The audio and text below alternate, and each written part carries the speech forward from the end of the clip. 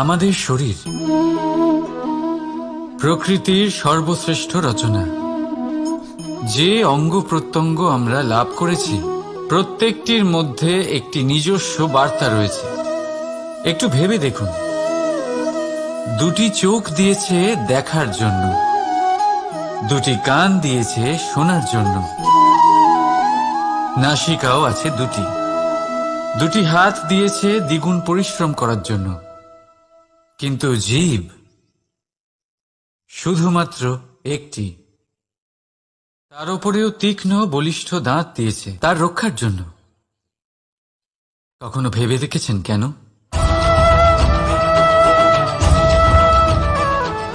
কারণ শব্দ আর শব্দের প্রয়োগ মানুষের সবচেয়ে বড় অস্ত্র, যার প্রয়োগ যত ভেবেচিন্তে করা যায় মানুষ তার জীবনে ততটাই উপরে উঠতে পারে। তাহলে মনে রাখুন, দেখুন, শুনুন আর বুঝুন বেশি, বলুন কম। রাধা রাধা। আমরা সকলে শক্তি অনুভব করতে চাই। এবার যদি আপনাকে জিজ্ঞেস করা হয় যে সবথেকে বেশি শক্তির অনুভব কোথা থেকে করা সম্ভব, তখন কেউ কেউ বলবেন পুষ্টিকর আহার গ্রহণ করলে, ব্যায়াম করলে, কেউ বলবেন ধন লাভ করলে, বন্ধুদের থেকে, পরিবারের থেকে, আদি ইত্যাদি। এইভাবে আপনি শক্তির অনুভব অবশ্যই করতে পারেন, কিন্তু সবথেকে বেশি শক্তির অনুভব যদি আপনি করতে চান তাহলে তা পাবেন শুধু একতার দ্বারা, সংগঠনের দ্বারা। যদি আপনাকে উদাহরণ দিই, নিজের এই হাতটাকে দেখুন, 5টা আঙুল রয়েছে। কোনো একটা বস্তুকে নিজের একটা আঙুল দ্বারা তুলে ধরার চেষ্টা করে দেখুন, বড়ই কষ্ট হবে। তখন আপনি বুঝতে পারবেন যখন এই 5টি আঙুল একত্রিত হয় তখন কোনো কাজ কতটা সহজ হতে পারে। এটাই হলো শক্তি, একতার। সব থেকে ভালো উদাহরণ যদি আপনাকে দিই তাহলে বাঁশি। এই বাঁশি থেকে অত্যন্ত মধুর সুর নির্গত হয় যা সবার মন প্রসন্ন করে দেয়। এই কথা সত্যি, কিন্তু এই বাঁশি আমি একটা বা দুটো আঙুল দিয়ে বাজাতে পারবো না। আমাকে প্রত্যেকটা আঙুল ব্যবহার করতেই হবে, তবেই এর থেকে মধুর সুর নির্গত হবে যা সকলকে প্রসন্ন করবে, ঠিক কিনা? ঠিক এইভাবেই যদি আপনি চান যে আপনার জীবনরূপী বাঁশি থেকেও মধুর সুর নির্গত হোক বা সবার মনকে প্রসন্ন করে তুলুক, তাহলে আপনাকেও জীবনে একতা নিয়ে আসতেই হবে। আপনি একাও কর্ম করতে পারেন, পথ চলতেও পারেন, সামনেও এগোতে পারেন, সাফল্যও লাভ করতে পারেন।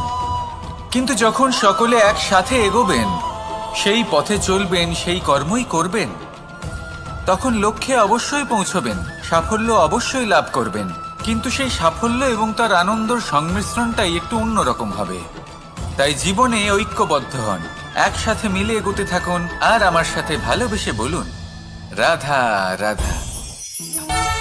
মানুষ ভাবেন যে ধন অর্জন করা হলো অত্যন্ত গুরুত্বপূর্ণ। তিনি আজীবন ধন অর্জন করতে থাকেন, ধন অর্জন করার চেষ্টা করতে থাকেন।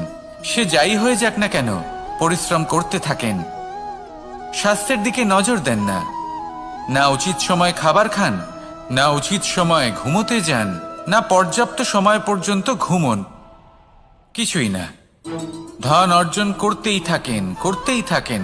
আর কিছু সময় পরে যখন তিনি অসংখ্য ধন লাভ করে ফেলেন, তখন তার সাথে ওনার শরীরে অনেক রোগ বাসা বাঁধে। এইসব রোগের উপচার করতে করতে সেই সমস্ত ধন যা উনি অর্জন করেছেন তা তিনি ব্যয় করে ফেলেন। শেষ পর্যন্ত কি হয়? আমরা যেভাবে এসেছি ঠিক সেইভাবেই ফিরে যাই, ধন এখানেই থেকে যায়। দেখুন, একটা অত্যন্ত গুরুত্বপূর্ণ কথা রয়েছে যে আপনার বোঝা উচিত। এই যে ধন, তার ব্যবহার করুন জীবনকে আরো ভালো করে তোলার জন্য। ধনের সদ্ব্যবহার করা উচিত, এমন যেন না হয় এই ধন আপনাকে ভোগ করে ফেলে। এই জীবনকে নিশ্চিত রূপে আরো শ্রেষ্ঠ করে তুলুন। কিন্তু এই ধন অর্জন করার এই প্রক্রিয়াতে নিজের সারা জীবনকে নষ্ট করে ফেলবেন না। এই জীবন উপভোগ করতে শিখুন, আর আমার সাথে ভালোবেসে বলুন রাধা রাধা। কথায় আছে, অন্ধকারে প্রদীপ প্রজ্বলিত করলে চতুর্দিক আলোকিত হয়। কিন্তু যদি এই প্রদীপ আমি সূর্যের আলোর সম্মুখে সকালবেলায় প্রজ্বলিত করে রেখে দিই, তাহলে কি হবে? আপনি বলবেন যে এটা করে তো কোনো লাভই হলো না। সূর্যের প্রকাশের সামনে এই প্রদীপ আসলে কিছুই নয়। এবার এই চিন্তা ভাবনা প্রত্যেক দিন করতে হবে, আর একটা অমূল্য শিক্ষা পেতে হবে। মনে করুন যে আপনি মহাপুরুষের সামনে বসে আছেন, কোনো মহাজ্ঞানীর সামনে, তাহলে সেই ব্যক্তির সামনে নিজের জ্ঞানের প্রদীপ প্রজ্বলিত করবেন না, নীরব থাকুন আর সেই ব্যক্তির সূর্যের প্রকাশের মতো জ্ঞান প্রাপ্ত করুন। যতটা পারবেন জ্ঞান লাভ করুন। যদি এমন কোনো সময় এমন কোনো স্থানে আপনি আছেন যেখানে চতুর্দিক অন্ধকার, কারোর কাছেই জ্ঞান নেই, সেখানে নিজের জ্ঞানের প্রদীপ প্রজ্বলিত করুন। এমন করলে দুদিক থেকেই আপনার লাভ হবে, আপনার জ্ঞান প্রাপ্তিও হবে আর জ্ঞানের সঠিক প্রয়োগও করতে পারবেন। আর এই মন প্রসন্ন হয়ে বলবে, রাধা রাধা। মানুষের মধ্যে একটা বিচিত্র প্রবৃত্তি থাকে, অন্য সকলের বিষয়ে, তাদের জীবনের বিষয়ে, তাদের ব্যক্তিত্বের বিষয়ে, তাদের ভবিষ্যতের বিষয়ে অনুমান করা। এটা হলো অনুচিত। কারোর অতীতকালকে দেখে লোকে ভবিষ্যৎ বলে দিতে পারেন, বর্তমানকে দেখে ভবিষ্যতের বিষয়ে অনুমান করে ফেলেন। উদাহরণ দিতে হলে বলবো, কোনো দাসকে দেখুন, ওকে দেখে লোকে বলে যে ওর ভবিষ্যৎ সেটাই হতে পারে, অনুমান করে ফেলেন। আর এই রাজাকে দেখুন, উনি তো কত সুখী হবেন, উনি তো জগতের সব থেকে অধিক সুখী মানুষ, কত সুখ সুবিধা আছে ওনার কাছে, ধারণা করে ফেলেন। তবে সত্য তো এটাই যে কারোর ব্যক্তিত্বের বিষয়ে, তাদের ভবিষ্যতের বিষয়ে আপনি পূর্ণ সত্য কখনোই বলতে পারবেন না, শুধু অনুমান করতে পারবেন। আর এই অনুমান করে সত্যি কোনো লাভ হয় না, কারণ এই কাল সেটা হলো অত্যন্ত শক্তিশালী। কালো থেকে কালোতর কয়লাকেও হিরেতে পরিণত করতে পারে, অনেক বড় বড় রাজাকেও বিদূষক বানিয়ে ফেলতে পারে এক মুহূর্তেই। তাহলে আপনি অনুমান করে কি লাভ? কি পেলেন অনুমান করে? সেই জন্য কারোর বিষয়ে কোনো অনুমান করবেন না, তার ভবিষ্যতের বিষয়ে অনুমান করতে যাবেন না, কারোর বিষয়ে কোনো ধারণা করে নেবেন না। কিছু করতে হলে ভালোবাসুন, সবার মধ্যে ভালোবাসা ছড়ান, সবার মধ্যে ধন্যাত্মক ভাব ছড়ান। এই মন প্রসন্ন হয়ে বলবে, রাধা রাধা। কেউ বলে জীবন খুব ক্ষণস্থায়ী, কেউ বলে জীবন হলো একটা সুন্দর স্বপ্নের মতো, আবার কেউ বলবে জীবন হলো এক কঠোর সত্য। কিন্তু জীবন আসলে কি? জীবন হলো আপনারই প্রতিবিম্ব, একটা দর্পণ। অর্থাৎ আপনি জীবনকে সেইভাবেই পাবেন যেরকম আপনি নিজেকে প্রতিপন্ন করবেন। যদি আপনি দর্পণের দিকে তাকিয়ে হাসেন, তাহলে আপনি সামনে হাসি মুখী দেখতে পাবেন। এবার যদি আপনি গম্ভীর হয়ে থাকেন, তাহলে আপনি একজন রুষ্ট ব্যক্তি দেখতে পাবেন। শেষে সবথেকে বেশি গুরুত্বপূর্ণ হলো আপনার চেষ্টা। আপনাকে সবসময় চেষ্টা করতে হবে যাতে আপনি নিজেকে প্রসন্ন এবং ইতিবাচক মনোভাবে রাখেন। এটা হলো আপনারই উত্তরদায়িত্ব, তাকে পালন করুন। এই মনকে প্রসন্ন রাখুন, এই সংসারকে সুন্দর বলে মনে হবে। আর এই মন প্রসন্ন হয়ে বলবে, রাধা রাধা। মানুষের একটি সমস্যা আছে, যে মানুষ সাফল্যকে মাপতে থাকেন, লক্ষ্যপ্রাপ্তিকে মাপতে থাকেন এবং তার তুলনা করতে থাকেন, যে ও এত কিছু পেল আর আমি পেলাম না, ওর কাছে এত কিছু আছে কিন্তু আমার কাছে নেই। এই তুলনা করার জন্য ওনারা দুঃখী হয়ে পড়েন, নিরাশ হয়ে পড়েন। তাই আমি একটা প্রশ্ন করছি যে এটা কি উচিত? এই সংসারে আপনি কি নিয়ে তুলনা করবেন, যেখানে সূর্যদেব চন্দ্রমা দুজনেই আছেন, দুজনেই হলেন বিশেষ, দুজনেই নিজ নিজ সময়ে উদিত হন। এদের মধ্যে একজন না থাকলে তাহলে আমাদের জীবন কঠিন হয়ে পড়বে। ঠিক সেইভাবেই আপনি যদি একটা বড় রেখা অঙ্কন করেন, তাহলে অন্য রেখাটি ছোট হয়ে পড়ে না, সে তেমনই থাকে যেমনটা সে ছিল। আপনার অস্তিত্ব কখনো ছোট বা বড় হতে পারে না, শুধু তুলনা করার জন্য আপনার এটা মনে হতে পারে। যদি আপনি যুদ্ধ করতে চান, আপনার তলোয়ারের প্রয়োজন পড়বে। যদি বস্ত্র তৈরি করতে চান, এত বড় তলোয়ার দিয়ে কিছুই হবে না। তখন প্রয়োজন পড়বে একটা ছোট্ট সূচের। তাই তুলনা করবেন না, না নিজেকে ছোট মনে করবেন, না অন্য কাউকে। সবার সাথে সহযোগিতা করুন, আর যদি তুলনা করতেই হয় নিজের সাথে করুন, যে কাল আমি কেমন ব্যক্তি ছিলাম, আজ কি তার থেকে শ্রেষ্ঠ হয়ে উঠতে পেরেছি। ভেবে দেখুন ভবিষ্যতে গিয়ে আপনি কতটা শ্রেষ্ঠ ব্যক্তি হতে পারেন। আসুন আমার সাথে ভালোবেসে বলুন, রাধা রাধা। এই সংসারের সব থেকে গুরুত্বপূর্ণ তত্ত্ব কোনটা? প্রথম হলো সময়। জন্ম থেকে মৃত্যু পর্যন্ত এই যে সময়, এটাই তো হলো জীবন।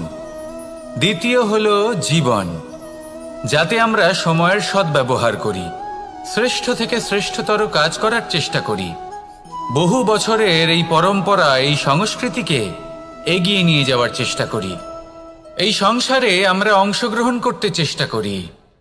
তৃতীয় হলো ধন, সেই ধন যা প্রত্যেক ব্যক্তি অর্জন করতে চেষ্টা করেন। এবার এই তিনটি তত্ত্বের মধ্যে একটা সামঞ্জস্য আছে, সমান ব্যাপার আছে, সে ধনই হোক বা সময় হোক বা হোক জীবন।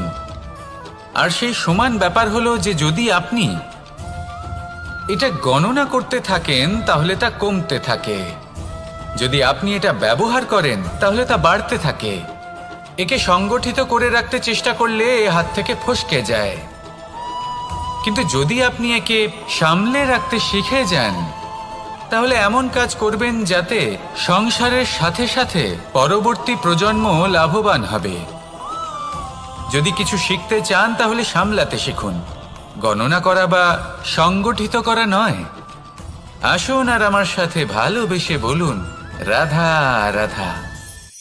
এই সংসারে সাফল্য লাভ করার জন্য জ্ঞানের প্রয়োজন হয়, পরিশ্রমের প্রয়োজন হয়, দৃঢ় নিষ্ঠার প্রয়োজন হয়, নিরন্তর চেষ্টা করা প্রয়োজনীয়। কিন্তু আরো কিছু আছে যা অত্যন্ত প্রয়োজনীয় এবং গুরুত্বপূর্ণ। তা হলো ভালো বন্ধু।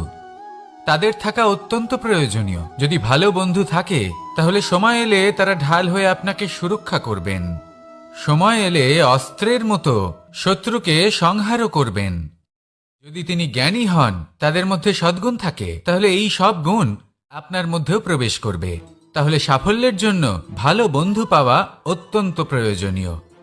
কিন্তু শুধু বন্ধু কেন, ভালো শত্রুও থাকা প্রয়োজনীয়। এবার আপনি ভাববেন, এ আমি কি বললাম? যদি আপনার জীবনেও ভালো অর্থাৎ শক্তিশালী শত্রু থাকে তাহলে আপনিও শক্তিশালী হতে থাকবেন। এই শত্রু আপনাকে প্রেরিত করবে আরো বেশি শক্তিশালী হয়ে ওঠার। কখনো কোনো হরিণকে দেখুন, তীব্র গতিতে দৌড়তে থাকে। কেন তীব্র গতিতে দৌড়য়? এই কারণে নয় যে কোথাও তার জন্য মধুর ঘাস অপেক্ষা করে রয়েছে, না। সে এই কারণে তীব্র গতিতে দৌড়য় কারণ সেটা না করলে তার পেছনে একটি সিংহ আছে যে ওকে নিজের ভোজন করে ফেলবে। তাই জীবনে বিপদ, সংকট, এই সব কিছুও হলো অত্যন্ত গুরুত্বপূর্ণ। তার সম্মুখীন হতে শিখুন আর আমার সাথে ভালোবেসে বলুন, রাধা রাধা। পুরুষার্থ। শাস্ত্রে 4 ধরনের পুরুষার্থের কথা বলা হয়েছে। প্রথম হলো ধর্ম। আপনি কি জানেন এই ধর্ম আসলে কি? আপনার কি মনে হয় ধর্ম আসলে কি? কোনো বিশেষ ঈশ্বরকে মানাই কি ধর্ম বলা হয়? নাকি কোনো বিশেষ রীতি পালন করাই হলো ধর্ম? নাকি কোনো বিশেষ সাহিত্যকে সর্বশ্রেষ্ঠ মনে করাই হলো ধর্ম? না, ধর্ম হলো সেটা যাকে ধারণ করা যেতে পারে। আর ধারণ শুধু সেটাই করা যায় যা পবিত্র। পবিত্র শুধু তাকেই বলা হয় যা নিঃস্বার্থ, যার মধ্যে শাসন করার কোনো ইচ্ছে নেই, যা সরলভাবেই প্রবাহমান, জল এবং বায়ুর মতো। যখন কোনো ব্যক্তি ধর্মকে ধারণ করেন এবং সেই ধর্ম সেই ব্যক্তিকে রক্ষা করে, তখন তাকে ধর্ম বলা হয়। ধর্ম যা রক্ষা করে অহংকার থেকে, খারাপ চিন্তার হাত থেকে। সেই জন্য পুরুষার্থ গড়ে তোলার আগে, ধর্ম পালন করার আগে ধর্মের প্রকৃত অর্থ কি সেটা বুঝে নিন। এটা জেনে রাখুন যে সমস্ত ধর্মের আধার, সমস্ত ধর্মের ভিত শুধুমাত্র ভালোবাসা। আসুন আর এই ভালোবাসার সাথেই বলুন, রাধা রাধা। কখনো কোনো বাগানের কোনো বৃক্ষকে দেখেছেন যেখানে সুগন্ধি ফুল থাকে, রসালো ফল থাকে?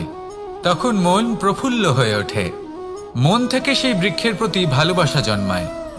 কিন্তু যিনি বাগানের মালিক, শুধুমাত্র তিনিই জানেন যে কিভাবে এই বৃক্ষকে আগলে রাখতে হয়, কিভাবে তার পরিচর্যা করলে এতে সুন্দর সুগন্ধি ফুল হবে, রসালো ফল হবে। কখনো কখনো প্রয়োজনের থেকে বেশি রোদ পেলে এই বৃক্ষগুলি শুকিয়ে যায়, প্রয়োজনের থেকে কম রোদ পেলেও এই বৃক্ষ কিন্তু শুকিয়ে যায়। প্রয়োজনের থেকে কম জল যদি পায়, এই বৃক্ষ শুকিয়ে যেতে পারে। প্রয়োজনের থেকে অতিরিক্ত জল যদি পায়, তখনও এই বৃক্ষের শিকড়গুলি নষ্ট হয়ে যেতে পারে। এবার এটাই কিন্তু আমাদের সংসারের সাথেও হয়। আমাদের সংসারের সকল প্রতিভাশালী ব্যক্তি, যেমন লেখক, বিচারক, প্রবক্তা, যোদ্ধা, এদের সবার ক্ষেত্রে এই কথাটাই প্রযোজ্য। যদি বেশি প্রশংসা করা হয় তাহলেও এরা হারিয়ে যাবেন। প্রয়োজনের থেকে বেশি যদি নিন্দা করা হয় তখনও তারা নত হয়ে পড়বেন। তাহলে আজ আমি এদের একটা ছোট্ট কাহিনী শোনাবো, নিজেদেরও। এটা কোনো মনে রাখবেন, একটা দুজন বোন জাঁতাকলে গম পেশাই করছিলেন। জেনে রাখুন কখন কোন নিন্দায় আপনি যিনি হবেন ছিলেন, তিনি সময় সময় সেখান থেকে ছোট ছোট দানা তুলে নিজের মধ্যে বিষয়টা উপভোগ করছিলেন। এবার দেখতে দেখতে গম পেশাই সমাপ্ত হয়ে বলবে, এবার পেশাই করা গম নিয়ে সেই দুজন বোন বাড়ি ফিরে আসছিলেন এবং তাদের ফেরার পথে হঠাৎ করে কোথাও থেকে একটি বাছুর চলে এলো। এই দুই বোন ভয়ভীত হয়ে গেলেন আর তাদের হাত থেকে সেই আটা পড়ে গেল, মাটিতে মিশে গেল। এবার এই পুরো ঘটনাক্রমে যদি কারোর বিন্দুমাত্র লাভ হয়ে থাকে, বিন্দুমাত্র আনন্দ পেয়ে থাকে, তাহলে সে কে? সেই ছোট বোন, যিনি মাঝে মাঝেই গমের দানা তুলছিলেন এবং খাচ্ছিলেন। কিছুটা হলেও উনি আনন্দ লাভ করেছিলেন। এরকমই হলো আমাদের জীবনে ভক্তি এবং ভালোবাসা সংক্রান্ত বিষয়। মানুষ নিজের জীবনের দৈনিক কাজে এতটাই ব্যস্ত হয়ে পড়েন, প্রত্যেক দিন শুধু কাজ কাজ কাজ কাজ করতে থাকেন, আর তাতে ভক্তি এবং ভালোবাসার জন্য সময় বার করতেই পারেন না। দেখুন, জীবনে ভক্তি আর প্রেমের এই যে ছোট ছোট মুহূর্ত আছে, এগুলো যদি আপনি যাপন করতে পারেন তাহলে তাতেই আপনি তৃপ্তি লাভ করবেন। বাকি সবই আপনার ব্যর্থ বলেই মনে হবে। জীবনে যখনই আপনি কোনো কাজ করবেন, ঈশ্বরের প্রতি সমর্পিত হয়ে সেই কাজ করুন। আর যখনই সময় পাবেন, তাহলে সেই সময় নিজের আপনজনদের দিন, যাদের আপনি ভালোবাসেন, তাদের প্রতি যত্নবান হন, তাদের শুভাকাঙ্ক্ষী হন। এই প্রেম আর ভক্তির ছোট ছোট মুহূর্তগুলো আপনার জীবনকে চরিতার্থ করে তুলবে। আসুন আমার সাথে ভালোবেসে বলুন, রাধা রাধা। আমরা সবাই সূর্যকে সম্মান করি, ওনাকে শ্রদ্ধা করি, ওনাকে পুজো করি। এই সূর্য আমাদের শক্তি প্রদান করেন, প্রকাশ প্রদান করেন। কখনো কখনো উষ্ণতা এতটাই বাড়িয়ে তোলেন, এতটাই তপ্ত করে তোলেন, আমাদের একথা মনে হয় যে আমাদের এই শরীর জ্বলে যাচ্ছে। তখনও আমরা বিরোধিতা করি না, তাকে কটু কথা শোনাই না, আমরা সসম্মানে তা গ্রহণ করি। কেন কেন করি? কারণ আমরা জানি যে সন্ধেবেলা যখন সূর্যাস্ত হবে, তখন শুধুমাত্র অন্ধকার বাকি থাকবে। ঠিক কিছুটা এরকমই হয় আমাদের মাতা পিতাও, যিনি আমাদের জন্ম দেন, আমাদের ভরণ পোষণ করেন, আমাদের বড় করেন, আমাদের প্রেম প্রদান করেন। কখনো কখনো তাদের মুখ থেকে কটু কথা নিঃসৃত হয়, আমাদের দুঃখ হয়, কিন্তু তখন আমাদের এটা বোঝা উচিত এগুলি নিঃসৃত হচ্ছে আমাদেরই মঙ্গলের জন্য। যেমন সূর্যদেব, উনিও উত্তাপ দিয়ে থাকেন আমাদেরই মঙ্গলের জন্য, যাতে ফসল পাকতে পারে, যাতে জল বাষ্প হয়ে মেঘ হতে পারে, বৃষ্টি হতে পারে, আর এই সংসারে নিরন্তর জলের প্রবাহ থাকে। আমাদের মাতা পিতা, তাদের কঠোর আচরণ, তাদের কঠোর অনুশাসনের পেছনে লুকিয়ে থাকে ওনাদের ভালোবাসা। আমাদের তা বুঝতে হবে, সসম্মানে ওনাদের গ্রহণ করতে হবে। কারণ ঠিক সূর্যাস্তের পরে যেমন চতুর্দিক অন্ধকারচ্ছন্ন হয়ে যায়, তেমনি আমাদের জীবন থেকে যখন আমাদের মাতা পিতা চলে যায়, তখন আমাদের জীবনেও শুধু এবং শুধুমাত্র অন্ধকারই ছেয়ে থাকে। সেই জন্য নিজের মাতা পিতাকে সম্মান করুন, ওনাদের ভালোবাসা প্রদান করুন। এই মন আর এই জীবন প্রসন্ন হয়ে বলবে রাধা রাধা। শিশিরের বিন্দু পাতার ওপর পড়ে আর তার গায়ে লেগে থাকে। পাতা তাকে শুষে নিতে পারে না, আর শেষ পর্যন্ত সে ঝরে পড়ে যায়। অন্যদিকে রয়েছে মেঘ এবং চাতক। এদের মধ্যে অনেক দূরত্ব থাকে। মেঘ থাকে আকাশে আর চাতক থাকে ধরিত্রীতে। কিন্তু যখন এই মেঘ থেকে বৃষ্টি ঝরে পড়ে, এই চাতক কিন্তু সেই জলই পান করে, নয়তো সে তৃষ্ণার্ত থেকে যায়। এবার অন্যদিকে দেখলাম শিশির বিন্দু আর পাতার এই সম্পর্ক। এরা খুব কাছাকাছি থাকে, ঘনিষ্ঠও থাকে।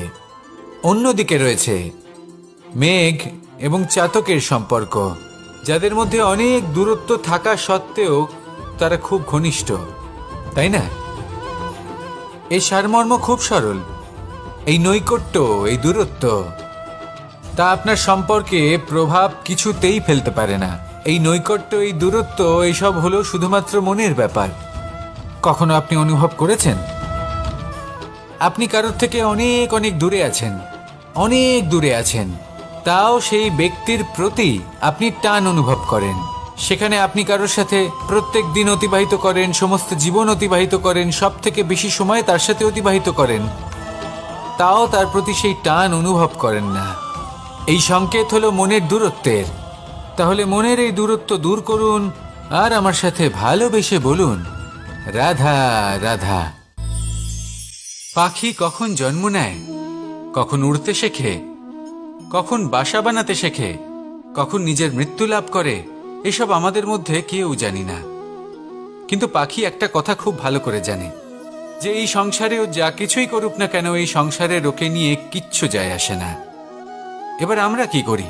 কোনো কাজ করার আগে আমরা এটা ভাবি যে এই সংসার যদি আমাকে দেখে ফেলে তাহলে কে জানে এই সংসার কি ভাববে, আমার প্রতিচ্ছবি কেমন তৈরি হবে কে জানে, কে জানে কি হবে আদি ইত্যাদি। এই সব ভাবনায় আমরা মগ্ন হয়ে যাই। কিছুটা এমনভাবে মগ্ন হই যে বর্তমানের কর্মের এই জীবনের যাত্রাপথে সেই সময়ের আনন্দ উপভোগ করতে ভুলে যাই। এবার দেখুন একটা পাখি কি করে। ওর কর্ম হলো গান গেয়ে চলা। ওই পাখি গেয়ে চলে, কেউ ওর গান শুনুক বা না শুনুক, কেউ আদৌ শুনছে কিনা সেই বিষয়টা নিয়ে সেই পাখির কিছুই যায় আসে না। সেই পাখি নিজের কর্ম করতে থাকে। হয়তো সেই জন্যই আপনি কখনো কোনো পাখিকে কাঁদতে দেখবেন না।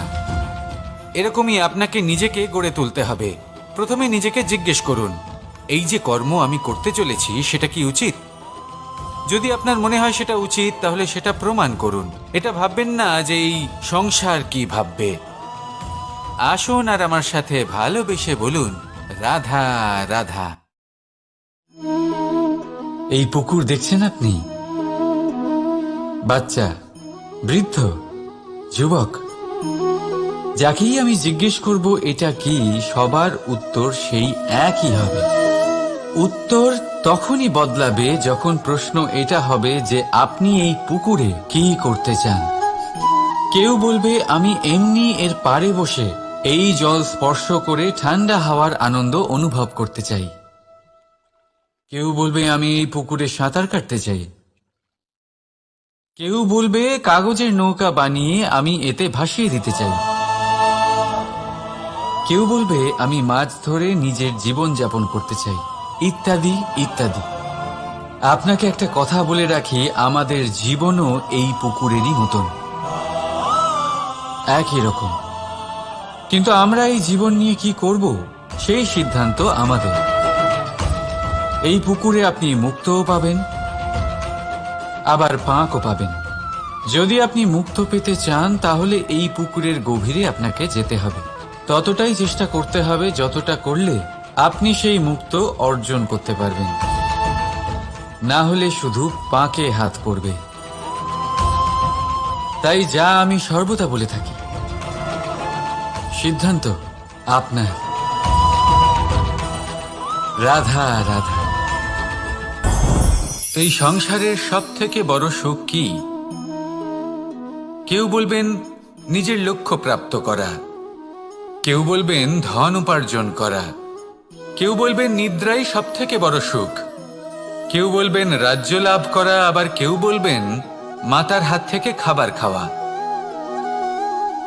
আদি ইত্যাদি। কিন্তু যদি সত্যি কথা বলি, এই সংসারের সব থেকে বড় সুখ হল সেবা করা। কখনো কাউকে সেবা করে দেখুন। এই সেবা দ্বারা অন্য কোনো মানুষের আশীর্বাদ লাভ করাতেই সুখ রয়েছে। আপনার সেবা ভাব দ্বারা যখন কোনো মানুষ নিজের অন্তরাত্মা থেকে আপনাকে আশীর্বাদ করে, তার থেকে বড় সুখ আর কিছুই নেই। কারণ প্রত্যেক মানুষের মধ্যে ঈশ্বর বাস করেন। নরের সেবাই হলো নারায়ণের সেবা। নিষ্কাম সেবা করাই হলো সব থেকে বড় সুখ। তাই নিজের অন্তরে সেবার এই ভাব জাগ্রত করুন। যে সুখের কথা আমি বলছি, সেই সুখ অনুভব করেই দেখুন। এই মন সুপ্রসন্ন হয়ে বলবে, রাধা। আমাদের শরীর প্রকৃতির সর্বশ্রেষ্ঠ রচনা। যে অঙ্গ প্রত্যঙ্গ আমরা লাভ করেছি, প্রত্যেকটির মধ্যে একটি নিজস্ব বার্তা রয়েছে। একটু ভেবে দেখুন, দুটি চোখ দিয়েছে দেখার জন্য, দুটি কান দিয়েছে শোনার জন্য, নাসিকাও আছে দুটি, দুটি হাত দিয়েছে দ্বিগুণ পরিশ্রম করার জন্য। কিন্তু জীব শুধুমাত্র একটি। তার উপরেও তীক্ষ্ণ বলিষ্ঠ দাঁত দিয়েছে তার রক্ষার জন্য। কখনো ভেবে দেখেছেন কেন?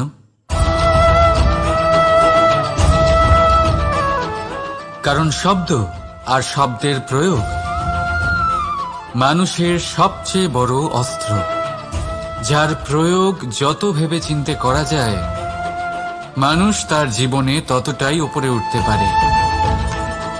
তাহলে মনে রাখুন, দেখুন, শুনুন আর বুঝুন বেশি, বলুন কম। রাধা রাধা। আমরা সকলে শক্তি অনুভব করতে চাই। এবার যদি আপনাকে জিজ্ঞেস করা হয় যে সবথেকে বেশি শক্তির অনুভব কোথা থেকে করা সম্ভব, তখন কেউ কেউ বলবেন পুষ্টিকর আহার গ্রহণ করলে, ব্যায়াম করলে, কেউ বলবেন ধন লাভ করলে, বন্ধুদের থেকে, পরিবারের থেকে, আদি ইত্যাদি। এইভাবে আপনি শক্তির অনুভব অবশ্যই করতে পারেন। কিন্তু সবথেকে বেশি শক্তির অনুভব যদি আপনি করতে চান, তাহলে তা পাবেন শুধু একতার দ্বারা, সংগঠনের দ্বারা। যদি আপনাকে উদাহরণ দিই, নিজের এই হাতটাকে দেখুন। 5টা আঙুল রয়েছে।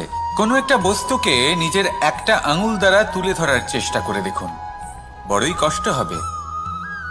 তখন আপনি বুঝতে পারবেন, যখন এই 5টি আঙুল একত্রিত হয়, তখন কোনো কাজ কতটা সহজ হতে পারে। এটাই হলো শক্তি, একতার। সব থেকে ভালো উদাহরণ যদি আপনাকে দিই, তাহলে বাঁশি। এই বাঁশি থেকে অত্যন্ত মধুর সুর নির্গত হয়, যা সবার মন প্রসন্ন করে দেয়। এই কথা সত্যি। কিন্তু এই বাঁশি আমি একটা বা দুটো আঙুল দিয়ে বাজাতে পারবো না।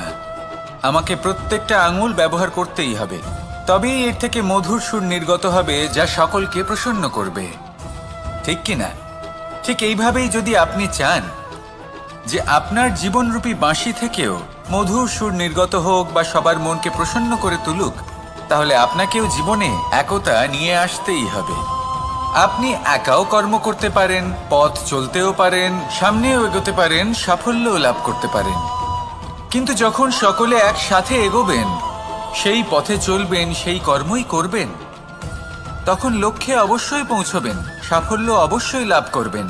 কিন্তু সেই সাফল্য এবং তার আনন্দর সংমিশ্রণটাই একটু অন্যরকম হবে। তাই জীবনে ঐক্যবদ্ধ হন, একসাথে মিলে এগোতে থাকুন, আর আমার সাথে ভালোবেসে বলুন, রাধা রাধা। মানুষ ভাবেন যে ধন অর্জন করা হলো অত্যন্ত গুরুত্বপূর্ণ।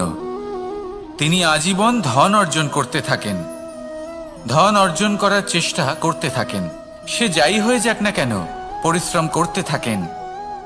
স্বাস্থ্যের দিকে নজর দেন না, না উচিত সময় খাবার খান, না উচিত সময় ঘুমোতে যান, না পর্যাপ্ত সময় পর্যন্ত ঘুমন, কিছুই না। ধন অর্জন করতেই থাকেন, করতেই থাকেন, আর কিছু সময় পরে যখন তিনি অসংখ্য ধন লাভ করে ফেলেন, তখন তার সাথে ওনার শরীরে অনেক রোগ বাসা বাঁধে। এইসব রোগের উপচার করতে করতে সেই সমস্ত ধন যা উনি অর্জন করেছেন তা তিনি ব্যয় করে ফেলেন। শেষ পর্যন্ত কি হয়? আমরা যেভাবে এসেছি ঠিক সেইভাবেই ফিরে যাই, ধন এখানেই থেকে যায়। দেখুন, একটা অত্যন্ত গুরুত্বপূর্ণ কথা রয়েছে যে আপনার বোঝা উচিত। এই যে ধন, তার ব্যবহার করুন জীবনকে আরো ভালো করে তোলার জন্য। ধনের সদ্ব্যবহার করা উচিত, এমন যেন না হয় এই ধন আপনাকে ভোগ করে ফেলে। এই জীবনকে নিশ্চিত রূপে আরো শ্রেষ্ঠ করে তুলুন। কিন্তু এই ধন অর্জন করার এই প্রক্রিয়াতে নিজের সারা জীবনকে নষ্ট করে ফেলবেন না। এই জীবন উপভোগ করতে শিখুন, আর আমার সাথে ভালোবেসে বলুন, রাধা রাধা। কথায় আছে, অন্ধকারে প্রদীপ প্রজ্বলিত করলে চতুর্দিক আলোকিত হয়। কিন্তু যদি এই প্রদীপ আমি সূর্যের আলোর সম্মুখে সকালবেলায় প্রজ্বলিত করে রেখে দিই, তাহলে কি হবে? আপনি বলবেন যে এটা করে তো কোনো লাভই হলো না। সূর্যের প্রকাশের সামনে এই প্রদীপ আসলে কিছুই নয়। এবার এই চিন্তা ভাবনা প্রত্যেক দিন করতে হবে, আর একটা অমূল্য শিক্ষা পেতে হবে। মনে করুন যে আপনি মহাপুরুষের সামনে বসে আছেন, কোনো মহাজ্ঞানীর সামনে। তাহলে সেই ব্যক্তির সামনে নিজের জ্ঞানের প্রদীপ প্রজ্বলিত করবেন না, নীরব থাকুন, আর সেই ব্যক্তির সূর্যের প্রকাশের মতো জ্ঞান প্রাপ্ত করুন। যতটা পারবেন জ্ঞান লাভ করুন। যদি এমন কোনো সময়, এমন কোনো স্থানে আপনি আছেন যেখানে চতুর্দিক অন্ধকার, কারোর কাছেই জ্ঞান নেই, সেখানে নিজের জ্ঞানের প্রদীপ প্রজ্বলিত করুন। এমন করলে দুদিক থেকেই আপনার লাভ হবে। আপনার জ্ঞান প্রাপ্তিও হবে, আর জ্ঞানের সঠিক প্রয়োগও করতে পারবেন। আর এই মন প্রসন্ন হয়ে বলবে, রাধা রাধা। মানুষের মধ্যে একটা বিচিত্র প্রবৃত্তি থাকে, অন্য সকলের বিষয়ে, তাদের জীবনের বিষয়ে, তাদের ব্যক্তিত্বের বিষয়ে, তাদের ভবিষ্যতের বিষয়ে অনুমান করা। এটা হলো অনুচিত। কারোর অতীতকালকে দেখে লোকে ভবিষ্যৎ বলে দিতে পারেন, বর্তমানকে দেখে ভবিষ্যতের বিষয়ে অনুমান করে ফেলেন। উদাহরণ দিতে হলে বলবো, কোনো দাসকে দেখুন, ওকে দেখে লোকে বলে যে ওর ভবিষ্যৎ সেটাই হতে পারে, অনুমান করে ফেলেন। আর এই রাজাকে দেখুন, উনি তো কত সুখী হবেন, উনি তো জগতের সব থেকে অধিক সুখী মানুষ, কত সুখ সুবিধা আছে ওনার কাছে, ধারণা করে ফেলেন। তবে সত্য তো এটাই যে কারোর ব্যক্তিত্বের বিষয়ে, তাদের ভবিষ্যতের বিষয়ে আপনি পূর্ণ সত্য কখনোই বলতে পারবেন না, শুধু অনুমান করতে পারবেন। আর এই অনুমান করে সত্যি কোনো লাভ হয় না, কারণ এই কাল সেটা হলো অত্যন্ত শক্তিশালী। কালো থেকে কালোতর কয়লাকেও হিরেতে পরিণত করতে পারে, অনেক বড় বড় রাজাকেও বিদূষক বানিয়ে ফেলতে পারে এক মুহূর্তেই। তাহলে আপনি অনুমান করে কি লাভ? কি পেলেন অনুমান করে? সেই জন্য কারোর বিষয়ে কোনো অনুমান করবেন না, তার ভবিষ্যতের বিষয়ে অনুমান করতে যাবেন না, কারোর বিষয়ে কোনো ধারণা করে নেবেন না। কিছু করতে হলে ভালোবাসুন, সবার মধ্যে ভালোবাসা ছড়ান, সবার মধ্যে ধন্যাত্মক ভাব ছড়ান। এই মন প্রসন্ন হয়ে বলবে, রাধা রাধা। কেউ বলে জীবন খুব ক্ষণস্থায়ী, কেউ বলে জীবন হলো একটা সুন্দর স্বপ্নের মতো, আবার কেউ বলবে জীবন হলো এক কঠোর সত্য। কিন্তু জীবন আসলে কি? জীবন হলো আপনারই প্রতিবিম্ব, একটা দর্পণ। অর্থাৎ আপনি জীবনকে সেইভাবেই পাবেন যেরকম আপনি নিজেকে প্রতিপন্ন করবেন। যদি আপনি দর্পণের দিকে তাকিয়ে হাসেন, তাহলে আপনি সামনে হাসি মুখী দেখতে পাবেন। এবার যদি আপনি গম্ভীর হয়ে থাকেন, তাহলে আপনি একজন রুষ্ট ব্যক্তি দেখতে পাবেন। শেষে সবথেকে বেশি গুরুত্বপূর্ণ হলো আপনার চেষ্টা। আপনাকে সবসময় চেষ্টা করতে হবে যাতে আপনি নিজেকে প্রসন্ন এবং ইতিবাচক মনোভাবে রাখেন। এটা হলো আপনারই উত্তরদায়িত্ব, তাকে পালন করুন। এই মনকে প্রসন্ন রাখুন, এই সংসারকে সুন্দর বলে মনে হবে। আর এই মন প্রসন্ন হয়ে বলবে, রাধা রাধা। মানুষের একটি সমস্যা আছে, যে মানুষ সাফল্যকে মাপতে থাকেন, লক্ষ্যপ্রাপ্তিকে মাপতে থাকেন এবং তার তুলনা করতে থাকেন যে ও এত কিছু পেল আর আমি পেলাম না, ওর কাছে এত কিছু আছে কিন্তু আমার কাছে নেই। এই তুলনা করার জন্য ওনারা দুঃখী হয়ে পড়েন, নিরাশ হয়ে পড়েন। তাই আমি একটা প্রশ্ন করছি যে এটা কি উচিত? এই সংসারে আপনি কি নিয়ে তুলনা করবেন, যেখানে সূর্যদেব চন্দ্রমা দুজনেই আছেন, দুজনেই হলেন বিশেষ, দুজনেই নিজ নিজ সময়ে উদিত হন। এদের মধ্যে একজন না থাকলে তাহলে আমাদের জীবন কঠিন হয়ে পড়বে। ঠিক সেইভাবেই আপনি যদি একটা বড় রেখা অঙ্কন করেন তাহলে অন্য রেখাটি ছোট হয়ে পড়ে না, সে তেমনই থাকে যেমনটা সে ছিল। আপনার অস্তিত্ব কখনো ছোট বা বড় হতে পারে না। শুধু তুলনা করার জন্য আপনার এটা মনে হতে পারে। যদি আপনি যুদ্ধ করতে চান আপনার তলোয়ারের প্রয়োজন পড়বে। যদি বস্ত্র তৈরি করতে চান এত বড় তলোয়ার দিয়ে কিছুই হবে না, তখন প্রয়োজন পড়বে একটা ছোট্ট সূচের। তাই তুলনা করবেন না, না নিজেকে ছোট মনে করবেন না অন্য কাউকে। সবার সাথে সহযোগিতা করুন, আর যদি তুলনা করতেই হয় নিজের সাথে করুন, যে কাল আমি কেমন ব্যক্তি ছিলাম, আজ কি তার থেকে শ্রেষ্ঠ হয়ে উঠতে পেরেছি। ভেবে দেখুন ভবিষ্যতে গিয়ে আপনি কতটা শ্রেষ্ঠ ব্যক্তি হতে পারেন। আসুন আমার সাথে ভালোবেসে বলুন রাধা রাধা। এই সংসারের সব থেকে গুরুত্বপূর্ণ তত্ত্ব কোনটা? প্রথম হলো সময়। জন্ম থেকে মৃত্যু পর্যন্ত এই যে সময়, এটাই তো হলো জীবন। দ্বিতীয় হলো জীবন, যাতে আমরা সময়ের সদ্ব্যবহার করি, শ্রেষ্ঠ থেকে শ্রেষ্ঠতর কাজ করার চেষ্টা করি।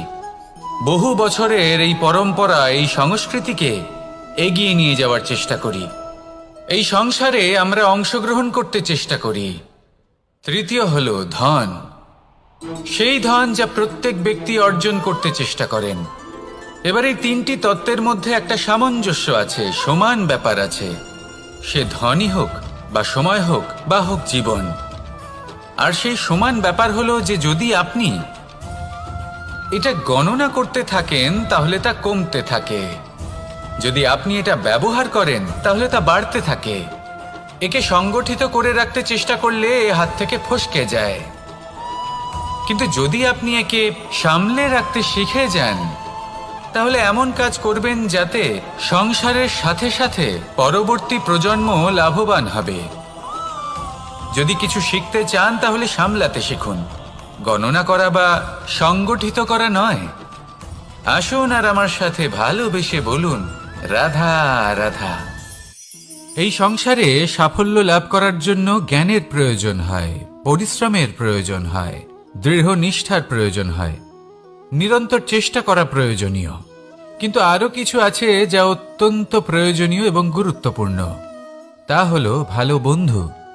তাদের থাকা অত্যন্ত প্রয়োজনীয়। যদি ভালো বন্ধু থাকে তাহলে সময় এলে তারা ঢাল হয়ে আপনাকে সুরক্ষা করবেন। সময় এলে অস্ত্রের মতো শত্রুকে সংহারও করবেন। যদি তিনি জ্ঞানী হন, তাদের মধ্যে সদ্গুণ থাকে, তাহলে এই সব গুণ আপনার মধ্যেও প্রবেশ করবে। তাহলে সাফল্যের জন্য ভালো বন্ধু পাওয়া অত্যন্ত প্রয়োজনীয়। কিন্তু শুধু বন্ধু কেন, ভালো শত্রুও থাকা প্রয়োজনীয়। এবার আপনি ভাববেন এ আমি কি বললাম? যদি আপনার জীবনেও ভালো অর্থাৎ শক্তিশালী শত্রু থাকে তাহলে আপনিও শক্তিশালী হতে থাকবেন।